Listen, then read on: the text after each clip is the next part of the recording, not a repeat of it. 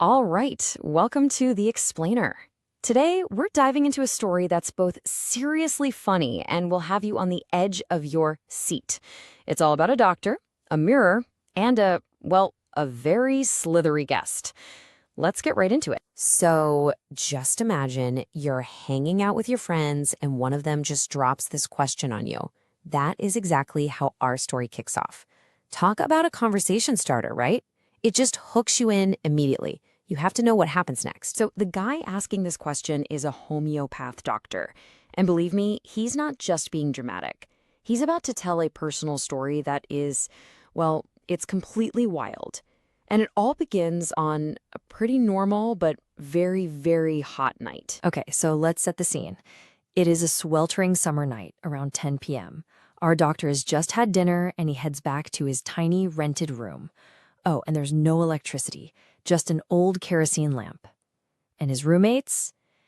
Yep, rats. A whole bunch of them making a racket in the ceiling. It's not exactly glamorous. And to really give you an idea of where he was at in his career, get this. His entire life savings was a grand total of 60 rupees. That's it, tucked away in his suitcase along with a few shirts and his one and only black coat. But even though he was broke, he had a pretty high opinion of himself. So it's too hot outside, so the doctor goes back in and sits down at his little table. On it, there's the lamp, a comb, and a big mirror. And you know how it is, he can't help but take a look. And this is where things get really, really funny. See, our doctor was a big fan of beauty, and he was an especially big fan of his own beauty. So he's looking in the mirror, thinking he's a handsome bachelor and a doctor, and he decides to make two very earth-shattering decisions. First, he's going to shave every day and grow a nice, thin mustache. And second, he's going to work on keeping an attractive smile on his face. You know, for the ladies. And oh, his brilliant ideas didn't stop there. Nope. His next thought was about who he'd marry. She had to be a doctor, of course, and she had to have a ton of money. But the best part? She also had to be fat. And his logic? It's just priceless. If he ever did something stupid and had to run away, she wouldn't be fast enough to catch him. So he's completely lost in these hilarious thoughts, smiling at his own reflection, when suddenly, the whole vibe of the story just flips. The rats go quiet. Everything is still. And then, that's it. Just a dull thud. It sounds like a rubber tube fell on the ground. The doctor kind of shrugs it off, thinks it's nothing to worry about. He turns to look, and he could not have been more wrong. It all happened in a blink. Before he could even think, a big, fat snake wriggles over the back of his chair, lands right on his shoulder, and wraps itself around his left arm. Its hood spreads open, and its head is just 3 inches from his face. And what was his reaction? He was paralyzed. I mean, he didn't scream, he didn't jump, he didn't even shake. He just sat there, frozen solid like a statue.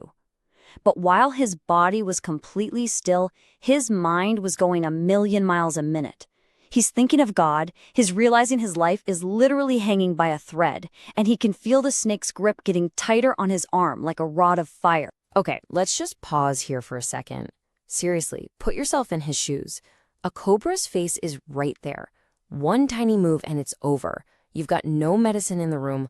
What is going through your head? What could you possibly do? The doctor, who's now thinking of himself as just a poor, foolish, and stupid man, can do nothing but sit and wait. But then, something absolutely unbelievable happens. The snake, this bringer of death on his arm, does something nobody could have seen coming. It turned its head away from the doctor and looked straight into that big mirror on the table. It saw itself. The doctor is just holding his breath, watching as this cobra stares at its own reflection. You have to wonder, right? Was this the first snake in history to ever look in a mirror? Was it admiring how beautiful it was? Was it trying to make its own big decisions, like, should it grow a mustache? Or maybe try some eyeliner?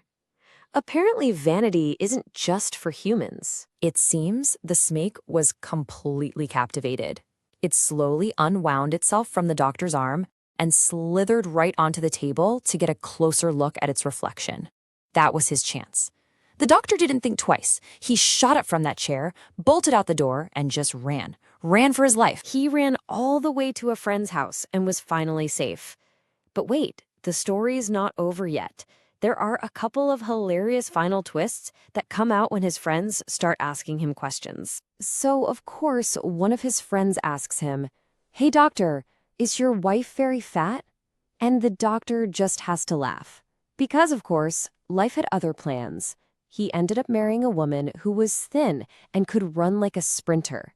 The total opposite of the wife he'd so carefully planned for just moments before meeting that snake. So what about the snake? He never saw it again.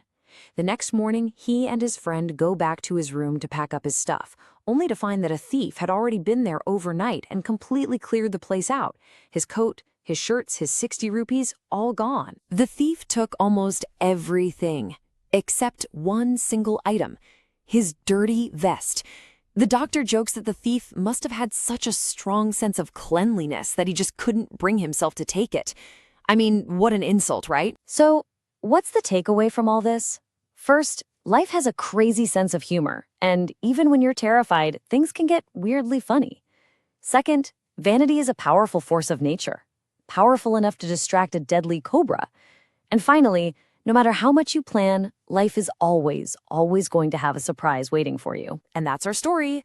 But before you go, let's have a quick quiz to see if you were paying attention. What were those two important decisions the doctor made in front of the mirror to make himself look more handsome? Have a think